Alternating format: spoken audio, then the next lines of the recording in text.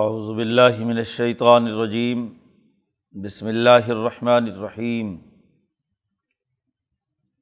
یا ایہا الناس اتقوا ربکم الذی خلقکم من نفس واحدہ وخلق منها زوجہا وبث منہما رجالا کثیرا ونساء واتقوا اللہ الذی تساءلون بہ والارحام ان اللہ کان علیکم رقیبا وآتوا الیتامی اموالہم ولا تتبدلوا الخبیث بالطیب ولا تأکلوا اموالکم الی اموالکم انہ کان حوبا کبیرا وإن خفتم الا تقسطوا فی الیتامی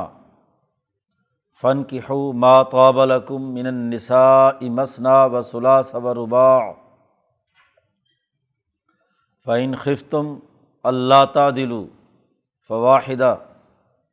او ما ملکت ایمانکم ذلک ادنی الا تعولوا وآتوا النساء صدقاتہن نحلۃ فإن طبن لکم عن شیء منہ نفسا فَكُلُوهُ ہنیئا مریئا وَلَا تُؤْتُوا السُّفَہَاءَ أَمْوَالَكُمْ الَّتِي جَعَلَ اللَّهُ لَكُمْ قِيَامًا وَارْزُقُوهُمْ فِيهَا وَاكْسُوهُمْ وَقُولُوا لَهُمْ قَوْلًا مَعْرُوفًا وَابْتَلُوا الْيَتَامَى حَتَّى إِذَا بَلَغُوا النِّكَاحَ فَإِنْ آنَسْتُم مِّنْهُمْ رُشْدًا فادفعوا الیہم اموالہم ولا تأکلوها اسرافا وبدارا ان یکبروا ومن کان غنیا فلیستعفف ومن کان فقیرا فلیأکل بالمعروف فإذا دفعتم الیہم اموالہم فاشہدوا علیہم وکفی باللہ حسیبا للرجال نصیب مما ترک الوالدان والاقربون وللنساء نصیب مما ترک الوالدان والاقربون مما قل منہ او کثر نصیبا مفروضا وإذا حضر القسمة أولو القربى والیتامى والمساکین فارزقوہم منہ وقولوا لهم قولا معروفا وَلْيَخْشَ الَّذِينَ لَوْ تَرَكُوا مِنْ خَلْفِهِمْ ذُرِّيَّةً ضِعَافًا خَافُوا عَلَيْهِمْ فَلْيَتَّقُوا اللَّهَ وَلْيَقُولُوا قَوْلًا سَدِيدًا إِنَّ الَّذِينَ يَأْكُلُونَ أَمْوَالَ الْيَتَامَى ظُلْمًا إِنَّمَا يَأْكُلُونَ فِي بُطُونِهِمْ نَارًا وَسَيَصْلَوْنَ سَعِيرًا صدق اللہ العظیم۔ یہ قرآن حکیم کی چوتھی سورۃ النساء کا پہلا رکوع ہے۔ سورۃ النساء مدینہ منورہ میں نازل ہوئی، جیسا کہ پہلے دو سورتیں البقرہ اور آل عمران ہیں۔ پہلی دو سورتیں گویا کہ تورات اور انجیل کا خلاصہ ہے، جو احکامات گزشتہ انبیاء پر آئے تھے، حضرت ابراہیم علیہ السلام سے لے کر حضرت عیسیٰ علیہ السلام تک، ابراہیمی تحریک کے انبیاء کے وہ تمام علوم جو عیسیٰ علیہ السلام تک تھے، اور ان میں یہودیوں اور عیسائیوں نے جو تحریفات کی بھی تھیں، ان تحریفات سے الگ کر کے خالص علوم، خالص احکامات، اس کا خلاصہ پچھلی دو صورتوں میں، جنہیں زہراوین کہا جاتا ہے، بیان کر دیے گئے۔ بقرہ اور آل عمران زہراوین، دو کھلتے ہوئے پھول ایسے، جس میں پورا خلاصہ اور جامعیت آ گئی گزشتہ تمام انبیاء علیہم السلام کی تعلیمات کی۔ ان گزشتہ دو صورتوں میں یہودیوں اور عیسائیوں کی جتنی تحریفات تھیں، ان تحریفات کو ختم کیا گیا اور خالص اور صحیح علوم ان کے سامنے رکھے گئے۔ اب یہ صورتیں دو آگے جو آ رہی ہیں، سورۃ النساء اور اگلی سورۃ المائدہ، عربوں میں یا بنی اسماعیل میں ابراہیمی تعلیمات میں جو انہوں نے تبدیلیاں کی ہوئی تھیں یا نئی باتیں پیدا کی تھیں، ان کو رد کر کے اب یہاں قانون اور شریعت کے ضابطے اور احکامات جن کا تعلق خاص طور پر سماجی تشکیل سے ہے، اس پر گفتگو کی جا رہی ہے۔ عربوں میں دو بڑی بنیادی خرابیاں یا دو طرح کی تحریفات موجود تھیں۔ ایک تو یہ کہ وہ خواتین کے حقوق ادا نہیں کرتے تھے، سوسائٹی کے مظلوم اور پسے ہوئے طبقات کی حقوق کی ادائیگی کے لیے وہ بہت بخیل واقع ہوئے تھے،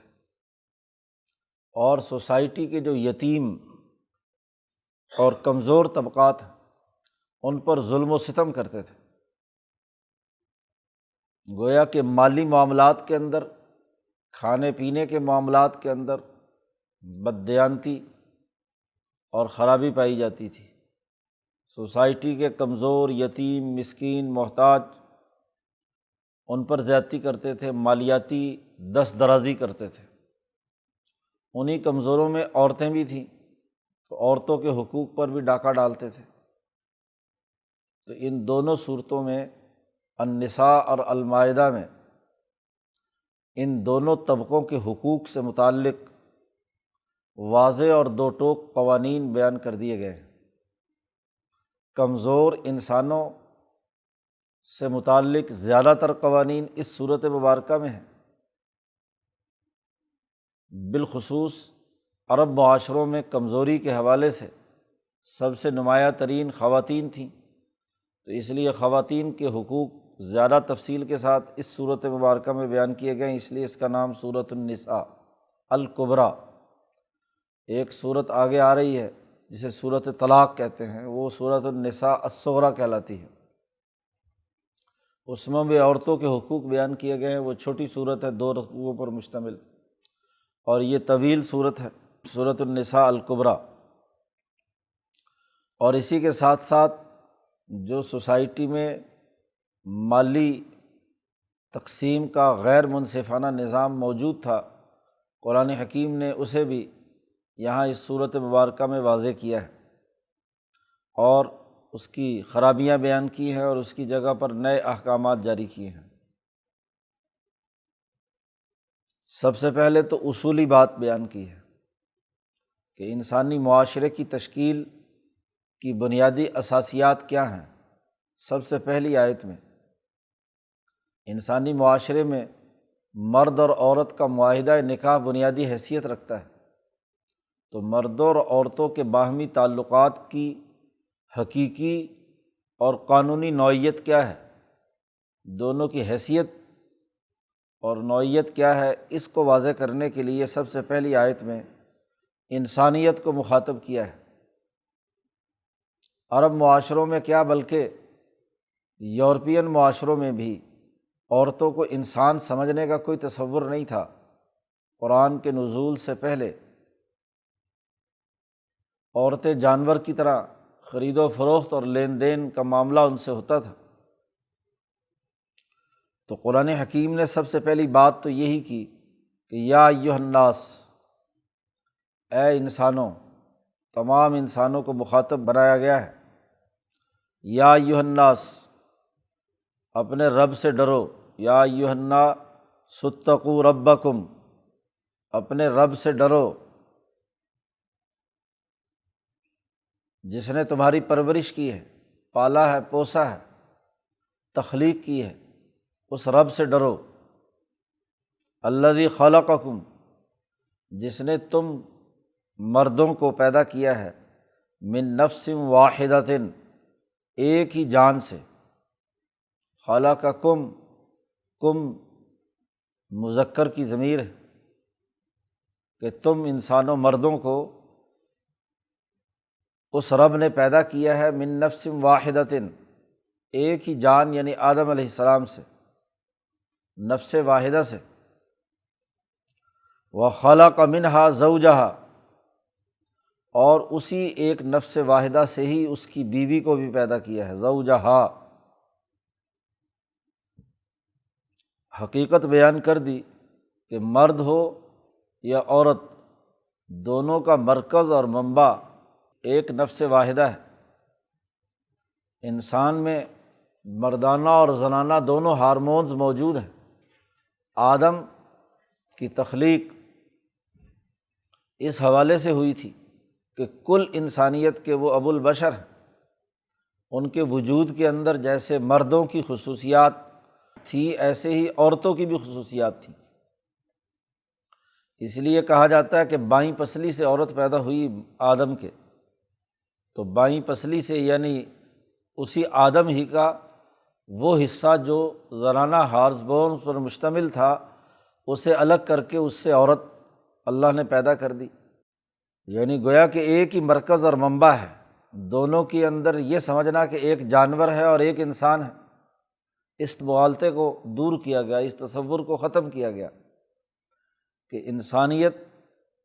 الگ سے صنف ہے اور حیوانیت الگ سے صنف ہے۔ تو جانوروں اور انسانوں میں جو فرق ہے وہ عورت اور مرد کا فرق نہیں ہے، بلکہ جب انسانیت کو حیوانیت سے ممتاز کریں گے تو خود انسانیت ہی کے دو حصے ہیں، دو شاخیں ہیں، ایک مرد اور ایک عورت۔ وَبَثَّ مِنْهُمَا رِجَالًا كَثِيرًا وَنِسَاءً، اور پھر ان دونوں سے ہی بہت سے مرد اور عورتیں پھیلائے اللہ نے۔ آدم اور حوا سے آگے پوری انسانیت کا پھیلاؤ ہوا ہے، تو پھر یہ کہنا کہ عورت انسان نہیں ہے، یہ قانونی اور حقیقی طور پر درست نہیں ہے۔ حضرت شیخ الہند نے حاشیے میں شیخ سعدی کے اشعار فارسی کے نقل کیے ہیں کہ بنی آدم اعضاء یک دیگرن، کہ یہ آدم کی اولاد ایک دوسرے کے عضو ہیں، جتنی بھی آدم کی پوری اولاد ہے اعضاء یک دیگرن، کہ در آفرینش ز یک جوہر ان، کہ پیدائش کے وقت یہ ایک ہی جوہر سے بنے ہیں، ایک جوہر تھا اسی کے دو حصے کیے ہیں۔ تو جتنے بھی انسان ہیں وہ سب کے سب اس آدمیت کے اعضاء ہیں، جو عضو بدرد آورد روزگار،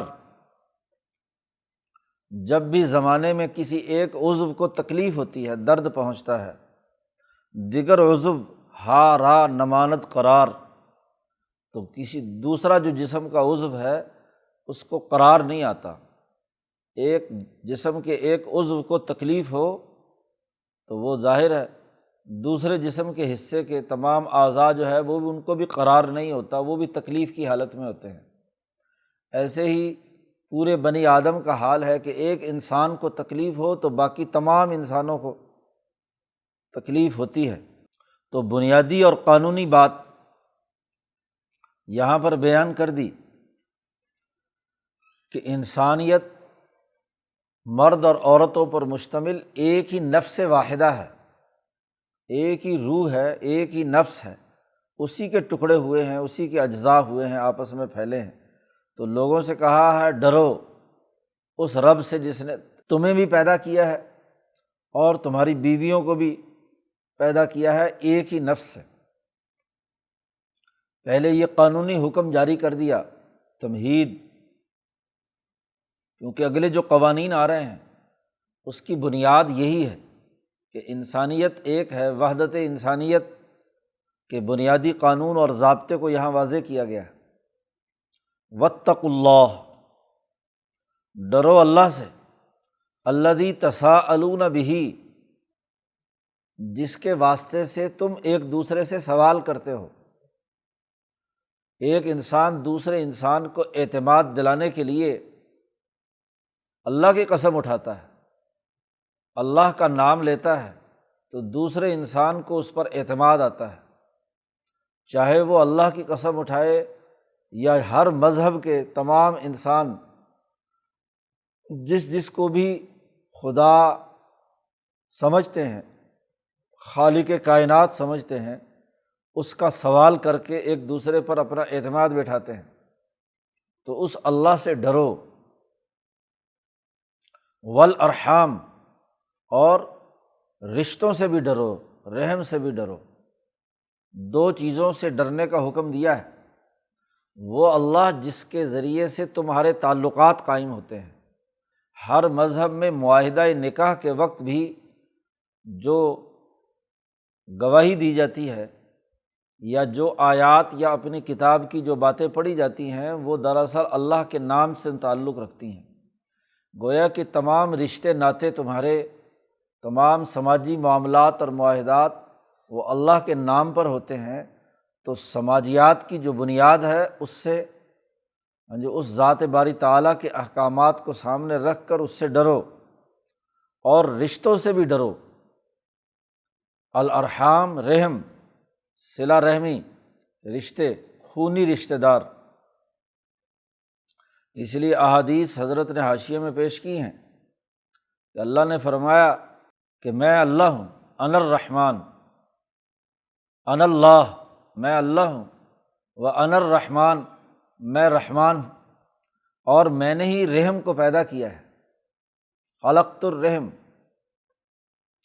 اور وشققت لہا من اسمی، میرا نام الرحمن ہے تو میں نے اپنے نام سے ہی اس رحم کو مشتق کیا ہے، نکالا ہے۔ رحم کا مادہ بھی بنیادی طور پر راحمیم، رحمان بھی اسی سے ہے اور رحم بھی اسی سے ہے۔ خونی رشتہ بھی کے لیے بھی اللہ نے جو نام رکھا ہے رحم کا، وہ بھی رحمان سے ہی ہے۔ تو شققت یعنی مشتق کیا ہے، نکالا ہے اسی رحمان سے ہی، میں نے اپنے نام سے ہی اس کا نام بھی نکالا ہے۔ فمن وصلھا وصلتہ، جس نے اس رحم اور رشتہ داری کے ساتھ رشتہ داری کو جوڑا تو میں بھی اسے جوڑوں گا۔ رحمان وہیں آئے گا جہاں رحم ہوگا اور رحم ہوگا، رحم بھی ہو یعنی شفقت، اور رحم جس ایک خونی رشتے سے جڑے ہوئے ہیں۔ تو تمام بنی آدم حوا کے رحم کے رشتے سے تو جڑے ہوئے ہیں، ماں کے کہیں نہ کہیں رشتے سے، باپ کے کہیں نہ کہیں رشتے سے جڑے ہوئے ہیں، نیچے آگے خاندان اور نسلیں جہاں جہاں بھی خونی رشتہ آتا ہے تو وہاں۔ اور ومن قطعھا قطعتہ، جو اس رشتے کو کاٹے گا تو میں بھی اس کو کاٹ دوں گا۔ اسی طرح اور کئی حدیثیں حضرت نے یہاں نقل کی ہیں، تو جس سے یہ بات واضح ہوتی ہے کہ رحم بنیادی حیثیت رکھتا ہے۔ تمام تر سماجی تعلقات کی بنیاد یہ ہے کہ یا تو خونی رشتے کی وجہ سے سماجی معاہدات اور تعلقات قائم ہوتے ہیں، یا اللہ کا نام لے کر کوئی معاہدہ قوموں کے درمیان، ملکوں کے درمیان کوئی حلف اٹھایا جاتا ہے، اقرار نامہ کیا جاتا ہے، حلف نامہ لیا جاتا ہے، تو یا اللہ کے نام پر سماجی تعلقات بنتے ہیں۔ تو ان تعلقات کو جن کو اللہ کے نام پر، تو یعنی اگر رحم نہ بھی ہو تو وہاں اللہ کا نام اگرچہ نہیں لیکن نام لے کر رشتہ کرتے ہو، اور الارحام تو اللہ کے نام سے ہی پھوٹا ہے، تو یہ دونوں چیزیں جو ہیں یہ اللہ کی ذات سے ہی وجود میں آتی ہیں، تو اس لیے اس سے ڈرو، اس اللہ سے ڈرو گے، خالق سے ڈرو گے، تو جو اس کی مخلوق، اس کے نام پر جتنے بھی رشتے ناطے، سماجی تعلقات، معاہدات وجود میں آئے ہیں، تو ان تمام کو بھی کیا ہے اسی طرح پوری کرو۔ ان اللہ کان علیکم رقیبا، بے شک اللہ تبارک و تعالیٰ تم پر پورا نگہبان ہے کہ تم یہ رشتہ داروں کے حقوق ادا کرتے ہو یا نہیں، جو سماجی اور معاشرتی معاہدات کر لیتے ہو اس کو پورا کرتے ہو یا نہیں، تو اللہ تعالیٰ پوری نگرانی کرتا ہے۔ معاہدات کی تفصیلات سورۃ مائدہ میں آگے آئیں گی، اوفوا بالعقود، کہ عقد کس بنیاد پر ہونا چاہیے۔ وہاں واضح کر دیا گیا کہ ظالمانہ معاہدے معتبر نہیں ہیں، اللہ کے نام پر جو معاہدہ ہو سکتا ہے یا ہونا چاہیے وہ تعاونوا علی البر والتقویٰ پر ہوگا تو اللہ تبارک و تعالیٰ کی گواہی درست ہے۔ اور اگر جھوٹا اور گناہ پر معاہدہ کیا جائے اور پھر کہا جائے کہ اللہ کے سوال پر ہم معاہدہ کرتے ہیں اس لیے پورا کرنا ضروری ہے، تو وہ غلط ہے۔ اس کی تفصیلات آگے اگلی صورت میں آ رہی ہیں۔ یہاں اصولی اور قانونی بات یہاں بیان کر دی اس پہلی آیت میں۔ تو سماجی معاہدات کے حوالے سے اور انسانوں کی حقیقی اور واقعی نوعیت کے بیان کے حوالے سے یہ آیت بنیادی قانون اور ضابطہ واضح کر رہی ہے۔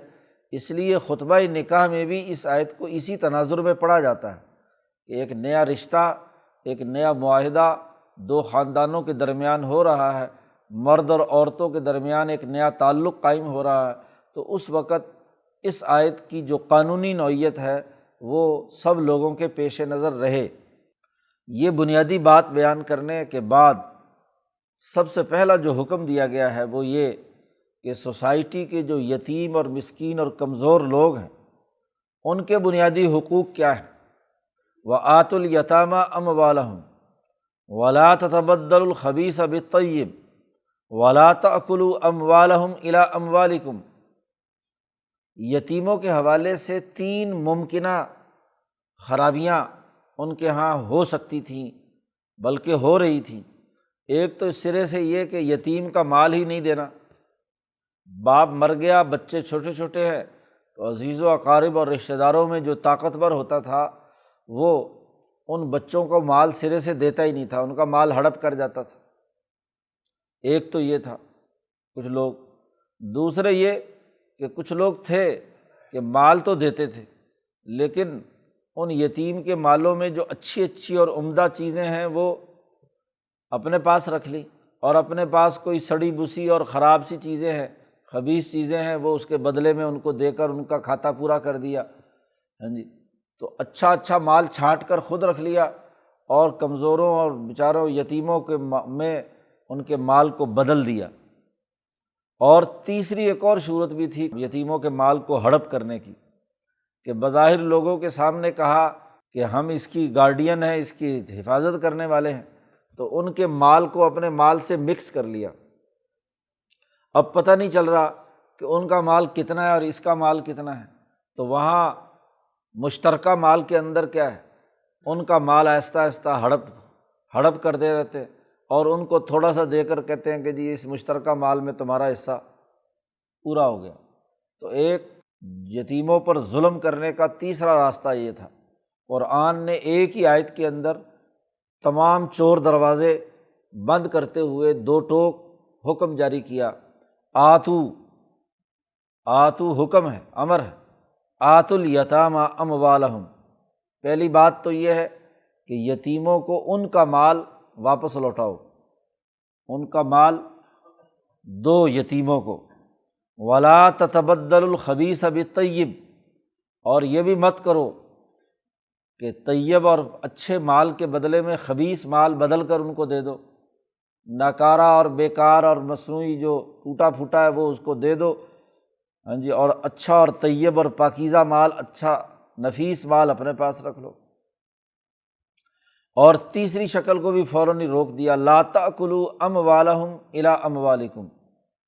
ان کے مال کو اپنے مال کے ساتھ ملا کر بھی مت کھاؤ۔ جی، تو جتنے بھی ممکنہ راستے، چور راستے ہو سکتے تھے یتیم کے مال کو ہڑپ کرنے کے، قرآن حکیم نے تینوں کو ایک ہی آیت کے اندر ہاں جی واضح کر دیا۔ بس دو ٹوک بات کہی کہ جیسا اور جتنا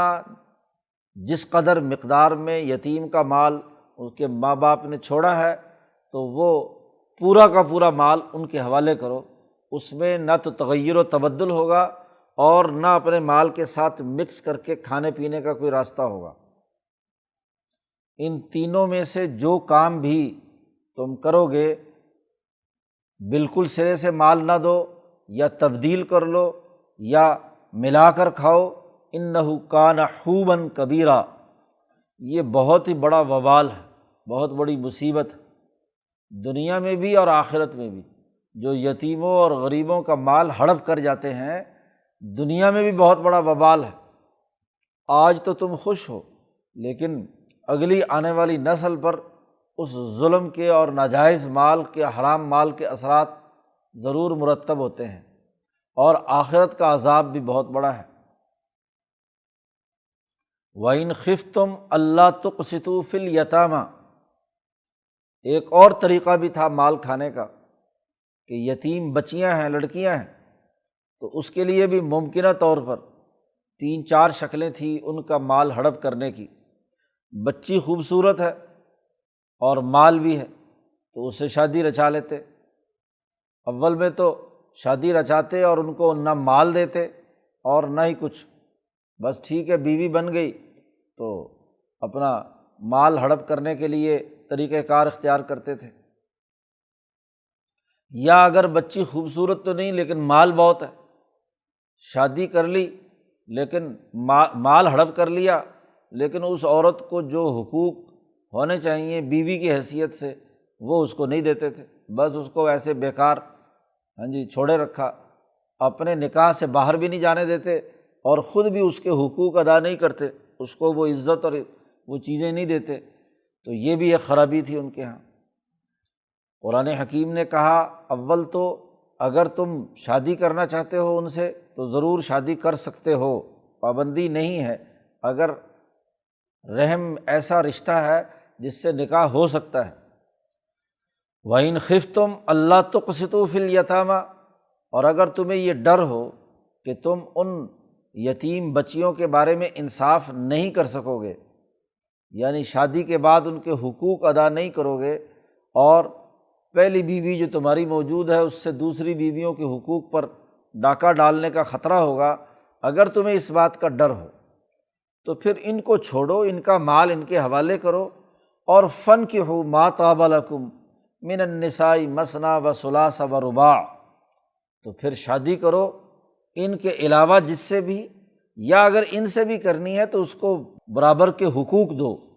تو فَانكِحُوا نکاح کر لو مَا طَابَ لَكُم جو تمہیں پسند ہوں، عورتیں 2-2 3-3 اور 4-4، یعنی ممکنہ طور پر 1 سے لے کر 4 تک بیویاں کر سکتے ہو، لیکن شرط یہی ہے کہ تمام کے درمیان عدل و انصاف قائم کرنا ہے۔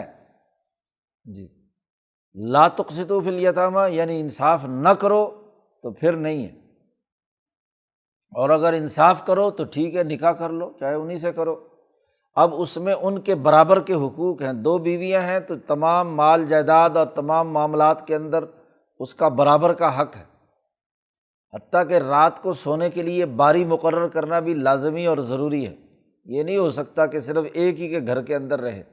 زیادہ سے زیادہ نئی شادی اگر ہوئی ہے تو 3 دن، اگر کسی بیوہ سے کی ہے، اور اگر کسی کنواری سے کی ہے تو اس کے لیے 7 دن، وہ اس کی ترجیحی ہو سکتے ہیں، لیکن اس کے بعد باری کا مقرر کرنا ضروری ہے، 2 ہوں 3 ہوں 4 ہوں۔ فَإِنْ خِفْتُمْ أَلَّا تَعْدِلُوا، اور اگر تمہیں ڈر ہو کہ تم عدل و انصاف نہیں کر سکو گے 2 بیویوں یا 3 بیویوں میں، تو پھر مہربانی کر کے فواحدہ، ایک پر اکتفا کرو، بس ایک بیوی رکھو، اور او ما ملکت ایمانکم، یا وہ جو تمہاری لونڈیاں ہیں۔ تو عرب معاشرے میں جو پہلے سے لونڈیوں کا نظام چل رہا تھا، قرآن نے ایک دم اس پر پابندی نہیں لگائی، تو ما ملکت ایمانکم جن کے تم مالک ہو۔ اس کے علاوہ چونکہ وہ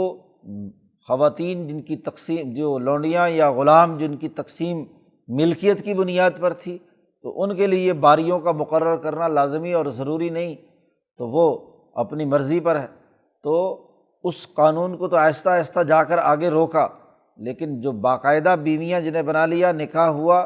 تو اب ان کے لیے مساوات کے ساتھ، عدل و انصاف کے ساتھ کام کرنا لازمی اور ضروری ہے۔ ذالک ادنیٰ اللہ تعولوا، یہ قانون اس لیے بیان کیا ہے کہ تم کہیں ایک طرف نہ جھک جاؤ، تمہارا جھکاؤ ایک بیوی کی طرف نہ ہو جائے اور دوسری بیویوں کو معطل چھوڑ کر ان کے مال ہڑپ کرنے کے چکر میں ہو کہ وہ جائیداد اور مال لے کر آئیں گی، لہٰذا اسے مفاد کو اٹھایا جائے۔ عورتوں کے حقوق کے حوالے سے ایک اور بنیادی خرابی تھی ان کے ہاں کہ نکاح کر لیا، خاص طور پر یتیم لڑکیوں سے، اگر تو کسی دوسرے خاندان میں شادی کی ہے تو وہاں تو کوئی ان کے خاندان کا طاقتور فرد جو ان کے ماں باپ وغیرہ ہیں ان کے دباؤ کی وجہ سے مہر ادا کر دیا،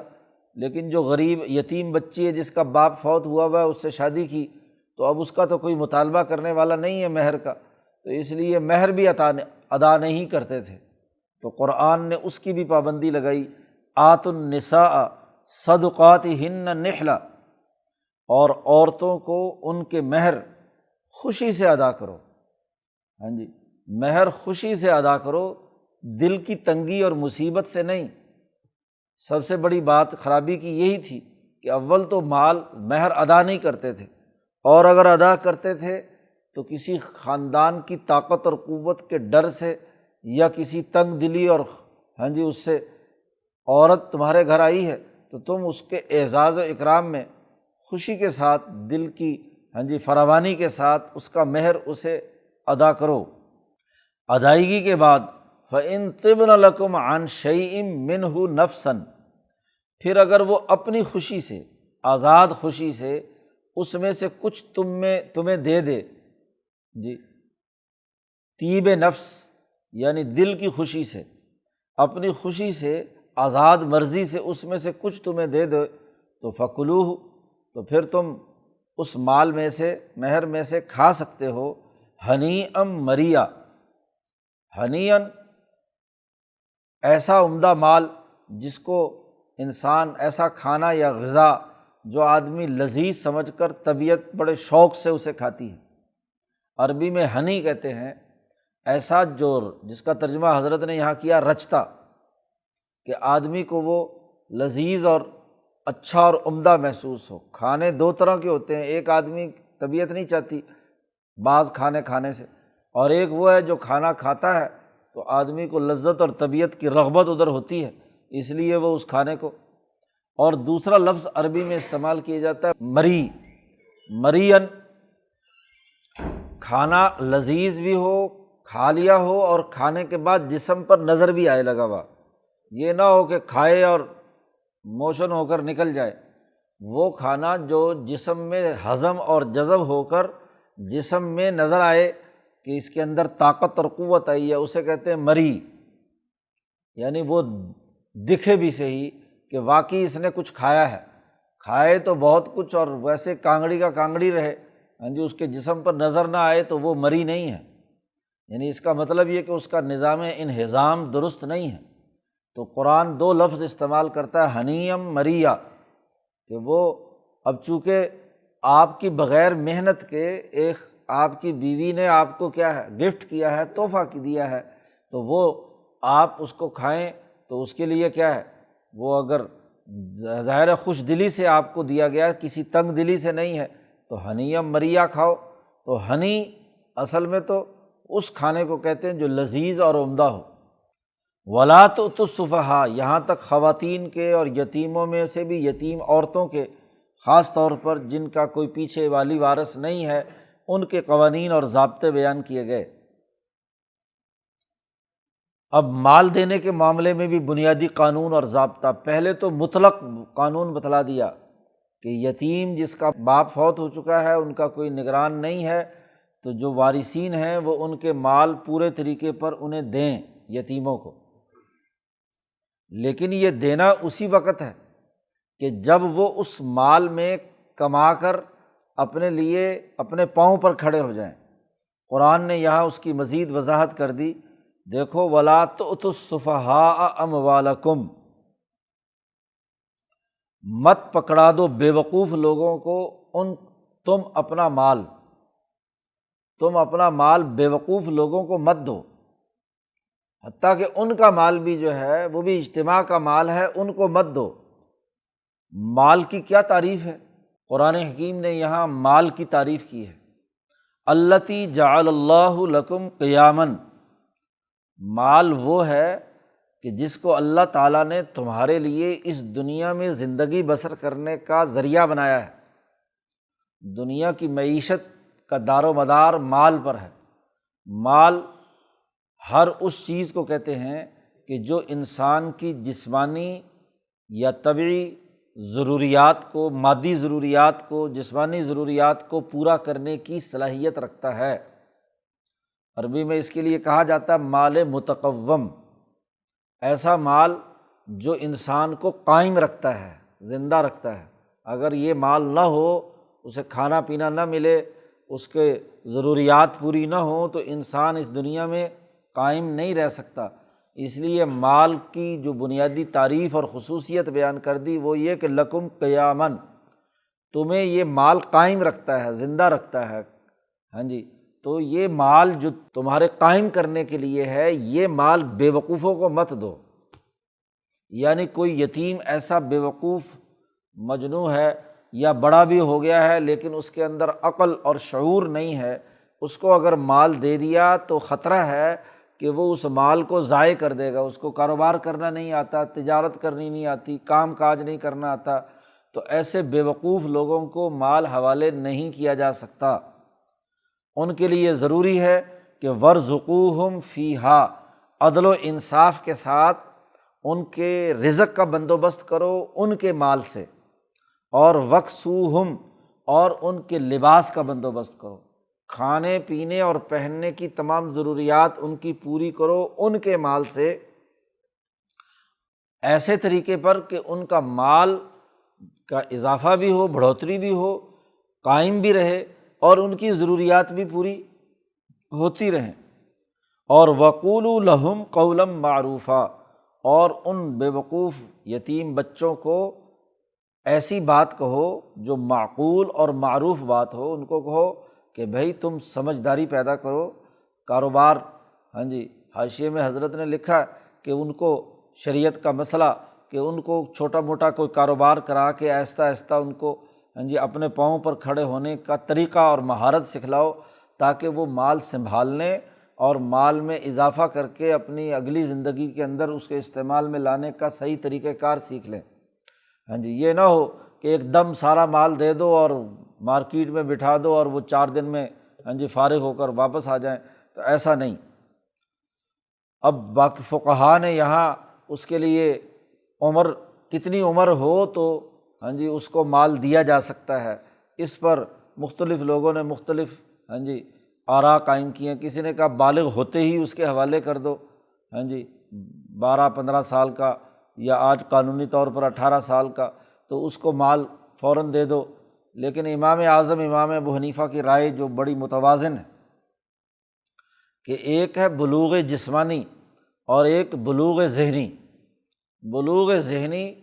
جو مکمل ہوتا ہے وہ کم از کم 25 سال کی عمر میں ہوتا ہے۔ تو اگر ایسا بعض بچے ٹھیک ہے جوان ہوتے ہی، بالغ ہوتے ہی شارپ ہوتے ہیں تو وہ کاروباری ان کو عقل آ جاتی ہے، تو اگر سمجھ آ گئی ہے تو ٹھیک ہے، بلوغ کے بعد ان کو مال دے دو۔ لیکن اگر ان کی بے وقوفی اور حماقت جاری ہے تو زیادہ سے زیادہ 25 سال کی عمر تک انتظار کیا جائے گا۔ 25 سال کی عمر کے بعد جتنی اس کی ذہنی سطح بننی تھی وہ بن جاتی ہے، اب اس سے زائد مال نہیں روکا جا سکتا۔ اس کے بعد مال ان کے حوالے کر دو، وہ چاہے وہ جو مرضی کریں۔ 25 سال یہ اشد یا بلوغ کی وہ عمر ہے جس میں انسان کو کام کاج کرنے کی، کاروبار کرنے کی کیا ہے، عقل مکمل ممکنہ طور پر جتنی پیدا ہونی تھی وہ ہو چکی۔ اب اس سے آگے اب وہ کچھ نہیں سیکھ سکتا۔ 25 سال کے بعد سیکھنے کی بات نہیں ہے، اس لیے 25 سال کے بعد اس کو کیا ہے، اس کا مال اس کے حوالے کرو، وہ جانے اس کا کام جانے۔ وابتلوا الیتامى حتیٰ اذا بلغوا النکاح، یتیم بچوں کی تربیت کرتے رہو، سدھاتے رہو، امتحان لیتے رہو، کیونکہ ہر کام کے لیے طریقہ کار ہے، تو چیزیں سکھاؤ اور سدھاؤ۔ ہاں جی، ان کی مستقبل کے لیے ان کے اندر تعلیم اور مہارت اور صلاحیت یتیم بچوں کی پیدا کرتے رہو۔ حتیٰ اذا بلغوا النکاح، یہاں تک کہ جب وہ نکاح کی عمر کو پہنچ جائیں۔ بلغ النکاح یعنی گھر سنبھالنے، بیوی بچے اور ضروریات کو پورا کرنے کی ان کے اندر صلاحیت پیدا ہو جائے۔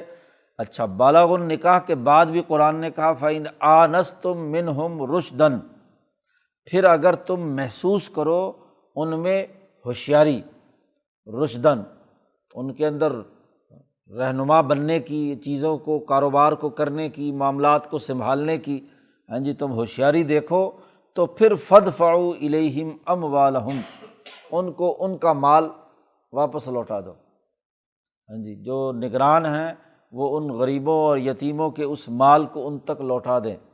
اب اسی سے حکومت کی ذمہ داری یہ عائد ہوتی ہے کہ سوسائٹی کے غریب، پسماندہ، یتیم اور جو کمزور بچے ہیں ان کی تعلیم و تربیت کا اہتمام کر کے ان کو اپنے پاؤں پر کھڑا کرے، کیونکہ سوسائٹی اور ریاست بھی گارڈین ہے، ہاں جی، تمام اپنے عوام کی، ان کی ضروریات کی۔ تو مال ان کے حوالے تبھی کرو کہ جب ان کے اندر کاروبار کرنے کی رشد و ہدایت اور مہارت اور صلاحیت پیدا ہو جائے۔ یہ مہارت سکھاؤ بھی، یہ اس کو تعلیم و تربیت دو بھی، یہ نہ ہو کہ جی چونکہ اس کے اندر تربیت اور مہارت نہیں ہے اور جان بوجھ کر اس کو تعلیم سے دور رکھو، جاہل رکھو، کاروبار کرنے نہ دو، ہاں جی، اور پھر کہو کہ جی بے وقوف ہے اس لیے اس کا مال ہمارے پاس ہی رہنا چاہیے۔ تو اس طرح کے حربے مت استعمال کرو، ان کا مال ان کے حوالے پہلے تربیت دو،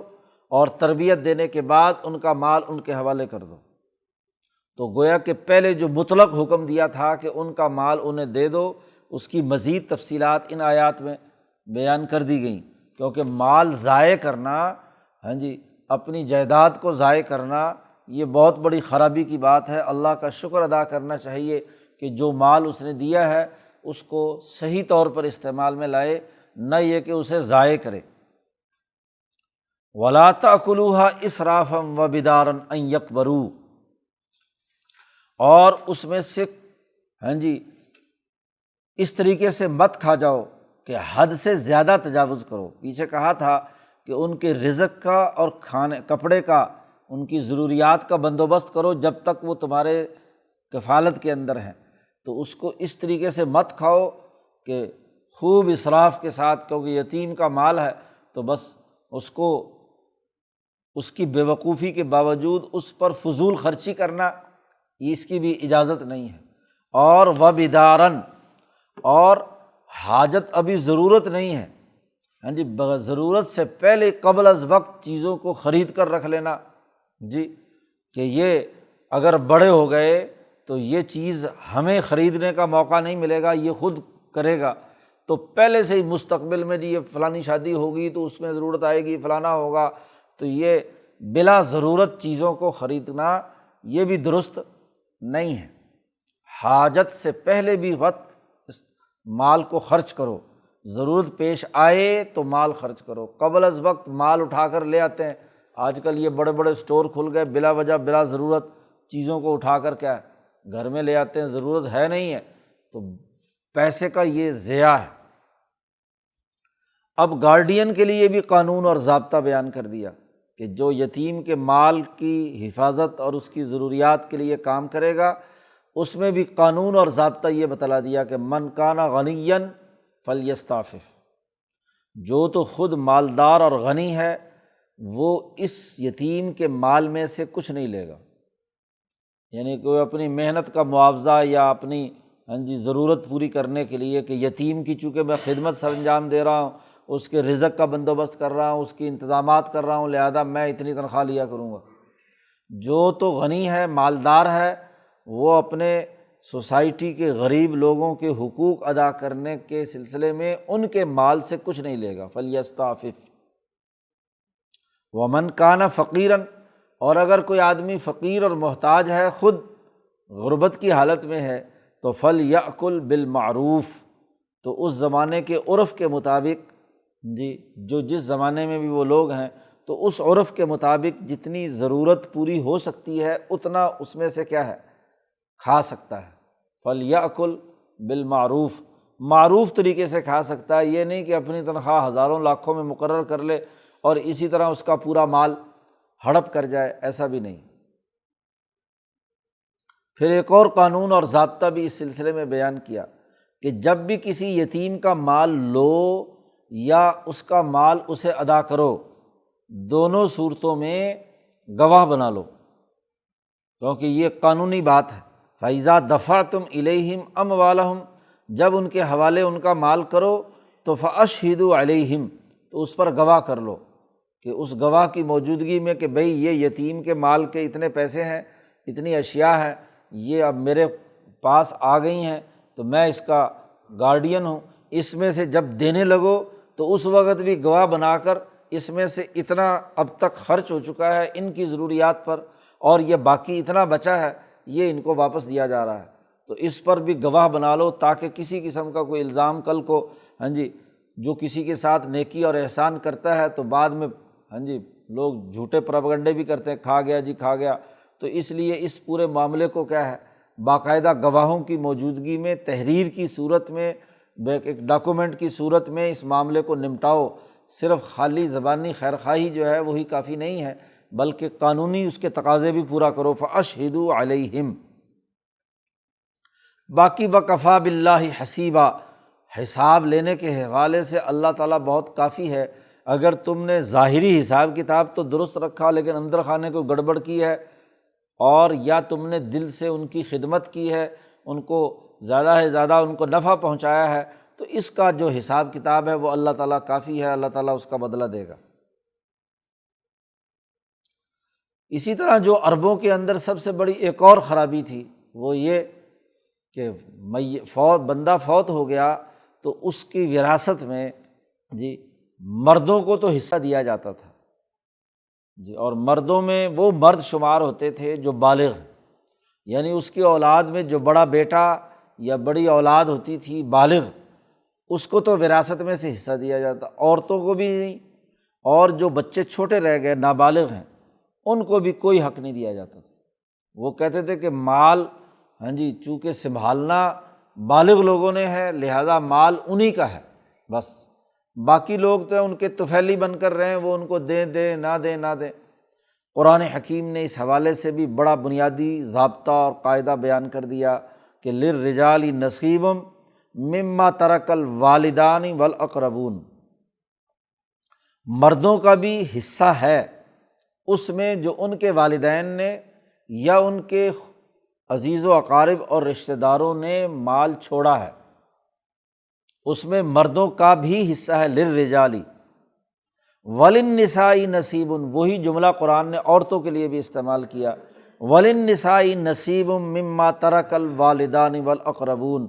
عورتوں کا بھی اسی طرح ہی حصہ ہے جتنا مردوں کا ہے، مما ترک الوالدان والاقربون، جو ان کے والدین اور رشتہ داروں نے چھوڑا ہے۔ حصے میں وراثت کے اندر عورتیں بھی مردوں کے ساتھ شریک ہیں، دونوں کے لیے جملہ بھی قرآن نے ایک جیسا استعمال کیا، للرجال نصیب وللنساء نصیب، اور پھر یہ بھی ساتھ ہی واضح کر دیا بسا اوقات مال زیادہ ہوتا تھا تو عورتوں کو کچھ نہ کچھ کیا ہے تھوڑا بہت مل جاتا تھا، یہ یتیموں چھوٹے بچوں کو مل جاتا تھا، اور اگر مال تھوڑا ہوتا تو پھر جو بڑے ہوتے تھے مرد وہی اس کو ہڑپ کر جاتے تھے۔ قرآن نے کہا نہیں، مما قل منہ او کثر، مال تھوڑا ہو یا زیادہ ہو اس سے کوئی فرق نہیں پڑتا، جتنا بھی مال ہو، 100 روپے بھی ہیں تو ان کو بھی اسی اصول کے تحت وراثت میں تقسیم ہونا ہے۔ ایسا نہیں ہو سکتا کہ چلو جی اس کی کیا بات ہے جی، کوئی بات نہیں جی، تو یہ بات نہیں ہے۔ یاد رکھیے کہ میت کے مرنے کے بعد کسی آدمی کے اس کی ہر چیز میں سب سے پہلے اگر قرضہ اس کے ذمے ہے تو وہ ادا ہوگا، اور اگر اس نے کوئی وصیت کی ہوئی ہے تو 1/3 میں وہ جاری ہوگی۔ اس کے بعد جتنا مال، اور ایک اس کی سب سے پہلے تجہیز و تکفین کہ اس کی قبر تک پہنچانے کے جو انتظامات ہیں اور اس میں بھی وہ جو اس سے متعلق ہیں، یہ جو بعد میں اپنی رسومات کے تحت قل خوانی اور فلانا اس کا شریعت میں کوئی مسئلہ نہیں ہے۔ صرف میت کو کفن دینے، نہلانے دھلانے، اور اگر زمین جہاں دفن کرنا ہے وہ بھی قیمت سے ملتی ہے تو اس کی قیمت ادا کرنے تک ہے، بس اس کے علاوہ نہیں، اپنے للے تللے اور باقی چیزیں جو ہیں وہ نہیں ہیں اس کے اندر شامل۔ تو وہ ادا کرنے کے بعد ہر چیز میں، مکان میں، زمین میں، روپے میں، پیسے میں، کپڑے میں، لتے میں، کوئی بھی چیز تھوڑی ہو یا زیادہ ہو، اس میں تمام وارثان مشترکہ برابر کے شریک ہیں جو اپنے اپنے حصہ وراثت کے مطابق جب تک اس کی شرعی تقسیم کر کے اپنے اپنے حصے پر سب لوگ قابض نہ ہو جائیں، اس وقت تک کسی دوسرے کے لیے اسے استعمال کرنا ممنوع ہے، ناجائز ہے۔ تو مما قل منہ او کثر، اور پھر یہ نہ صرف للرجال نصیب اور للنساء نصیب کہا، آخر میں مزید تاکید کے طور پر بیان کیا نصیبا مفروضا، یہ حصہ فرض قرار دے دیا گیا، مفروض ہے، اسے لازمی فرض کے طور پر تمہیں ادا کرنا ہے۔ یہ نہیں کہ وراثت کے اندر چھوٹے بچوں اور عورتوں کے تمام حقوق غصب کر جاؤ۔ باقی وہ کتنا کس کس کا حصہ ہوگا اس کی تفصیلات کے لیے اگلا رکوع آ رہا ہے، جس میں پورا قانون وراثت اللہ تبارک و تعالیٰ نے بیان کر دیا۔ یہاں اصولی قرآن حکیم کا اسلوب یہی ہے کہ پہلے اصولی اور قانونی بات بیان کرتا ہے، پھر آگے جا کر کسی دوسری جگہ اس کی تفصیل بیان کرتا ہے، اس قانون کے جو مختلف شقیں بنتی ہیں، پہلو بنتے ہیں۔ جیسے پہلے آت الیتامیٰ اموالہم بنیادی قانون بیان کیا، پھر یتیموں کو مال ادا کرنے سے متعلق اس کی تفصیلات بیان کی کہ مال کا بنیادی ہدف انسانوں کو دنیا میں قائم رکھنا ہے، اور اگر یتیم کو مال دینے سے اس کے ضائع ہونے کا اندیشہ ہے تو پھر اس کو نہیں دیا جائے گا اس وقت تک جب تک کہ وہ اپنے پاؤں پر نہ کھڑا ہو جائے۔ تو پوری اس کی تفصیلی حیثیت قانون کی وہ وہاں بیان کی۔ اسی طرح یہاں سب سے پہلے مردوں اور عورتوں کا جو حصہ وراثت ہے اس کا بنیادی قانون بیان کر دیا، اسے نصیبا مفروضہ فرض قرار دے دیا گیا، پھر اگلے رکوع سے اس کی تفصیلات بیان کی جا رہی ہیں۔ یہ تو ذوی الفروض کی بات ہو گئی کہ جن کا حق فرض ہے اس مال میں۔ قرآن حکیم کہتا ہے کہ جب کسی مالدار آدمی کی عام طور پر فوت ہوتا تھا، اس کی وراثت تقسیم ہو رہی ہوتی تھی، تو اس وقت کچھ غریب اور یتیم لوگ جو سوسائٹی کے مسکین لوگ ہیں وہ وہاں جمع ہو جاتے ہیں۔ تو اس وقت قرآن حکیم نے ایک قانون بیان کیا ہے، وَإِذَا حَضَرَ الْقِسْمَةَ، مال کی تقسیم کے وقت اگر کچھ رشتہ دار حاضر ہو جائیں، اولو القربیٰ، اور وہ غریب اور یتیم ہوں، والیتامیٰ، کچھ یتیم آ جائیں، کوئی سوسائٹی کے مسکین محتاج جو ضرورت مند ہیں وہ آ جائیں، تو فارزقوہم منہ، تو ان کو بھی کچھ کھلا دو۔ ہاں جی، اس میں سے کچھ ظاہر ہے کہ اس موقع پر رشتہ دار آئے ہوئے ہیں تو ان کے کھانے کا اس اجتماعی مال میں سے بندوبست کیا جا سکتا ہے، وہ یتیم اور مسکین جو ہیں ان کو کچھ تقسیم کیا جا سکتا ہے اس تمام ورثاء۔ لیکن یاد رکھیے کہ تمام ورثاء کا راضی ہونا ضروری ہے، یہ نہیں ہے کہ کچھ ورثاء اگر راضی نہیں ہے تو یہ کوئی قانونی لازمی یا تقاضا نہیں ہے۔ ہاں آ جائیں تو فارزقوہم منہ، ان کو کھلا دو، اور وقولوا لہم قولا معروفا، ان سے لڑائی جھگڑا مت کرو، معقول بات کہو، ان سے معروف طریقے سے ان سے بات چیت کرو کہ بھائی یہ باقی تمام لوگوں کا حصہ ہے، اس لیے اس میں سے وافر اور زیادہ تو تقسیم نہیں کیا جا سکتا، تھوڑا بہت جو جو ضرورت مند ہیں ان کو دیا جا سکتا ہے، نہ تو ان کو ڈنڈے مار کے بھگاؤ اور نہ ہی سارا مال ان کو دے دو، بلکہ ان کو معروف طریقے سے سمجھاؤ اور ان کو بات بتلا دو کہ بھائی اس میں ورثاء کا حصہ ہے تو اس کو ہمیں پیش نظر رکھنا ہے۔ قرآن حکیم کہتا ہے کہ غریبوں کے مال کو، یتیموں کے مال کو ضرور ادا کرو۔ اس کے لیے ایک اور دلیل بھی قرآن حکیم نے دی۔ قرآن کہتا ہے دیکھو، وَلْيَخْشَ الَّذِينَ لَوْ تَرَكُوا مِنْ خَلْفِهِمْ ذُرِّيَّةً ضِعَافًا، تم ذرا سوچو کہ اگر تم فوت ہو جاؤ اور تمہارے چھوٹے چھوٹے بچے ہوں تو تمہیں کیسا محسوس ہوگا کہ تمہارے بچوں کا مال کوئی ہڑپ کر جائے۔ قرآن کہتا ہے چاہیے کہ ڈریں وہ لوگ جو یتیموں کا مال ہڑپ کر رہے ہیں، ان کو چاہیے کہ وہ ڈریں کہ لو ترکوا من خلفہم، اگر انہوں نے اپنے بعد بچے چھوڑے، ذریۃ ضعافاً، ایسی اولاد جو ابھی بالغ نہیں ہوئی، چھوٹے بچے ہیں، اور بالفرض اگر آپ کا انتقال ہو جائے اور آپ کے رشتہ دار جو ہیں خافوا علیہم، تمہارے بچوں کا مال ہڑپ کر جائیں، تو اس وقت تمہارے دل پر کیا گزرے گی، تم کیا محسوس کرو گے؟ ذرا اپنے آپ کو اس مرنے والے کی جگہ پر رکھو جس کا مال اس کے یتیم بچوں کا مال تم ہڑپ کرنا چاہتے ہو تو ذرا تھوڑی دیر کے لیے اپنے آپ کو وہاں رکھ کر سوچو تو تمہیں محسوس ہوگا کہ تمہارے دل پر کیا گزرے گی۔ اس لیے فَلْيَتَّقُوا اللّہ، اللہ سے ڈرو، چونکہ عربوں کے ہاں یہ بڑا مسئلہ تھا، ہاں جی، بلکہ ہر جاہل معاشرے میں جو طاقتور لوگ ہیں وہ غریبوں کا مال ہڑپ کرنے کے لیے ہر وقت ہاں جی اپنے خونی پنجے پھیلائے رکھتے ہیں۔ تو اس لیے شروع میں اللہ نے کہا اللہ سے ڈرو، اور یہاں قانون مکمل ہو رہا ہے تو پھر کہا جا رہا ہے فَلْيَتَّقُوا اللّہ، اللہ سے ڈرو۔ وَلْيَقُولُوا قَوْلًا سَدِيدًا، اور سیدھی بات کہو، درست بات کرو، ہیر پھیر نہیں ہونا چاہیے کوئی گفتگو اور بات چیت، کیونکہ جب پنچایت بیٹھتی ہے تو یہ بڑے بڑے لوگ جو ہے نا ایسی زبان مروڑ کر باتیں کریں گے، بظاہر یتیم کی حق کی ہوگی لیکن اندر خانے ان کے مال کو ہڑپ کرنے کے منصوبے بنا رہے ہوتے ہیں۔ پھر قرآن نے سب سے پہلے تو یہی کہا کہ اللہ سے ڈرو، خوف کرو، لیکن پھر ساتھ ہی سزا بھی بیان کر دی۔ ان الذین یأکلون اموال الیتامی ظلما، بے شک جو لوگ یتیموں کا مال ظلم کے طور پر کھاتے ہیں، ان پر ظلم کرتے ہیں، ان کا مال ہڑپ کر جاتے ہیں، انما یأکلون فی بطونہم نارا، وہ اپنے پیٹوں میں آگ بھر رہے ہیں۔ یہ کھانا نہیں کھا رہے بلکہ اپنے پیٹوں میں آگ بھر رہے ہیں، اور وَسَيَصْلَوْنَ سَعِيرًا، اور عن قریب وہ جہنم میں داخل کیے جائیں گے۔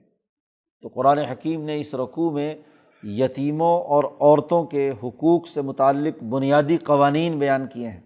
اب اگلے رکوع سے وراثت کی تفصیلات، پھر آگے عورتوں کے حوالے سے جو نکاح اور ان سے معاہدات سے متعلق جو اصول اور ضابطے ہیں ان کی وضاحت کی ہے۔ جیسے اب یہاں نکاح کا قانون بیان کیا ہے تو نکاح کے قانون کی ذیلی تفصیلات کیا ہیں وہ اگلے رکوع میں بیان کی گئی ہیں۔ وراثت کے بارے میں نصیبا مفروضہ قرار دے دیا تو پہلے رکوع میں بنیادی اساسی اصول اور قوانین بیان کر دیے، اور اس کے بعد پھر ان کی تفصیلات اگلے رکوع میں بیان کی جا رہی ہیں۔ اللہ تعالیٰ قرآن حکیم کو سمجھنے اور عمل کرنے کی توفیق عطا فرمائے۔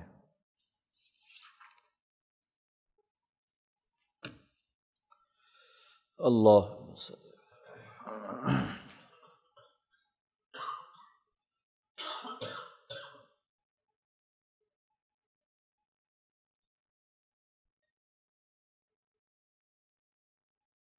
اجمعین۔